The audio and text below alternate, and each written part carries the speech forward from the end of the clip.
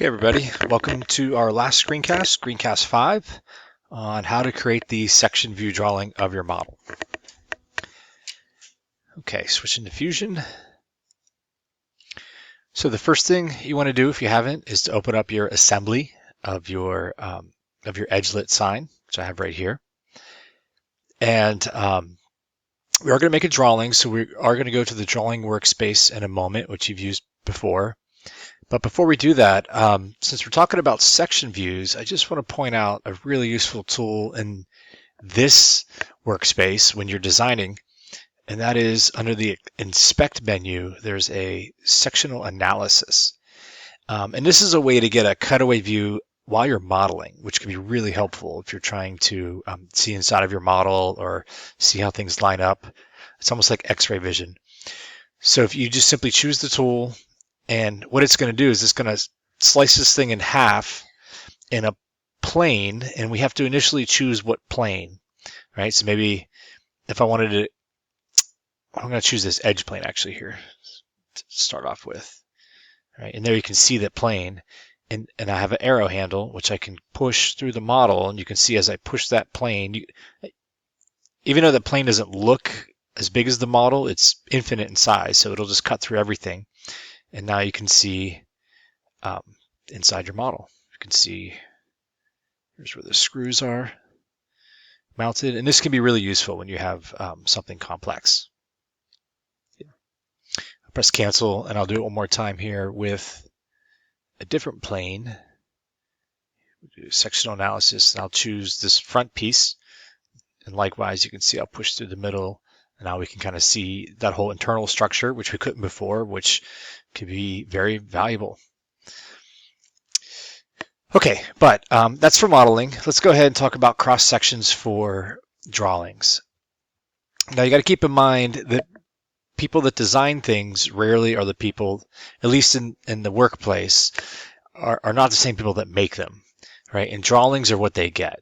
So the manufacturer or the fabricator is going to get a drawing, so it's really important that they be able to interpret your design with enough information. So for this one, we're going to choose A-size paper. We want portrait, so we're going to do 8.5 by 11. Press OK. That's going to open up our drawing workspace. Okay. And then we have the assembly attached to our mouse. I'm going to place the first view up here in this top left corner and press OK. Okay, now that didn't actually place the cutaway view. We create the sectional views within this space. And by doing, or to do that, we come up here to our tool menu, and one of these tools right here is the section view. So we're going to select it, and basically you can section any pre-existing drawing, but this is the one I want to section, so I added it first, and I'm going to select it. And basically we're going to choose two ends of a line that's going to bisect our model somewhere, and that's where it's going to create the slice. So I kind of want this slice mostly straight down the middle. So I'm going to choose kind of at the top here, and then I'm going to come down right about there. Okay, click OK.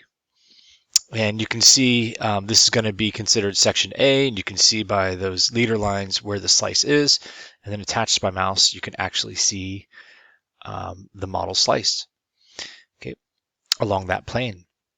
Now, what's different, at least for this drawing, is I don't actually, it wants to project it straight across here because it's that side of the assembly, but I kind of want it down below. And if you see here, if I let my mouse hover, it says press shift to cycle between maintaining alignment or breaking the alignment. So I'm going to press shift. I'm going to break the alignment. That's going to let me put it where I want, and I want to put it down here. Okay. And the reason is I want to get a cutaway isometric view projected up into this upper left-hand corner. So I need this to be here. I press OK. And you can see it places the section view You can see we got where it cut through the radiator that we embossed up here. Here, cut through the center section, and then it gives us the scale. Okay, now I want a sectional isometric view up here in this corner, so I'm going to come over and choose a projected view. We're going to use our projected view tool. Right, and the first thing you do is choose what view are you projecting, and I want to project this cross-sectional view, okay, up here. And as you can see, it kind of previews it as a sliced isometric view. And I'm going to go ahead and place it right about here. It's okay. Okay, now that's a little more visible as to what the slice did. You can see where it sliced right down the middle, and that's going to be really useful for someone who's trying to understand how this goes together or perhaps put it together. I'm going to make a couple more adjustments. The first thing I'm going to do is I'm going to right-click on this view and press Edit, and I'd like this one to be shaded. So if I select it, the Style menu comes back, and I'm going to choose the shaded style. Close. And then the other thing I'm going to do is I don't really think it's useful to have the clear acrylic part cut in half, because we would never really be dealing with the inside of that. And that might be the case in other aspects of your design. So you can actually choose what you want sliced in half or not. So if I come over here to our sectional drawing and I select it, oops, sorry, I right click on it and hit Edit View. Okay, when the Edit menu pops back up, you can see there's a checklist down here where it says Objects to Cut. And right now everything's being cut, but I'm going to find the acrylic top and uncheck that. I don't want that to be cut. I'll press Close here. And now you can see up here at the top how everything is cut but that. And it kind of even is helpful because now we can kind of see how this might be attached inside. Okay. So again, this is going to be for someone who's producing this, who's manufacturing this, and they need this kind of detail to understand your design intent. Okay, the last thing here in this space, I'm going to add a parts list.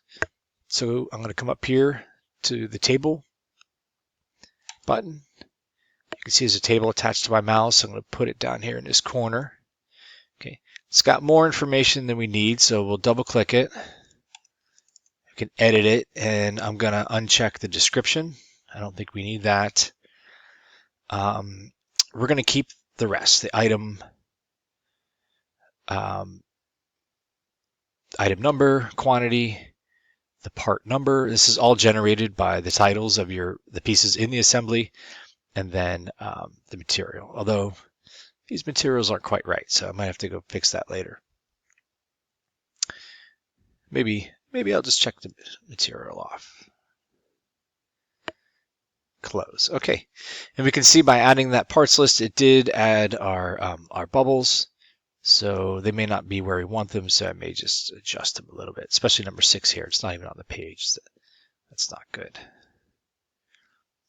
Bring number 5 down. All right, just trying to make it easy to read. Okay. And there we have it, our cross-sectional view of your final assembly. And if you've made it through all this, congrats. You definitely want to be in the fabrication phase by now and make this thing. Good luck.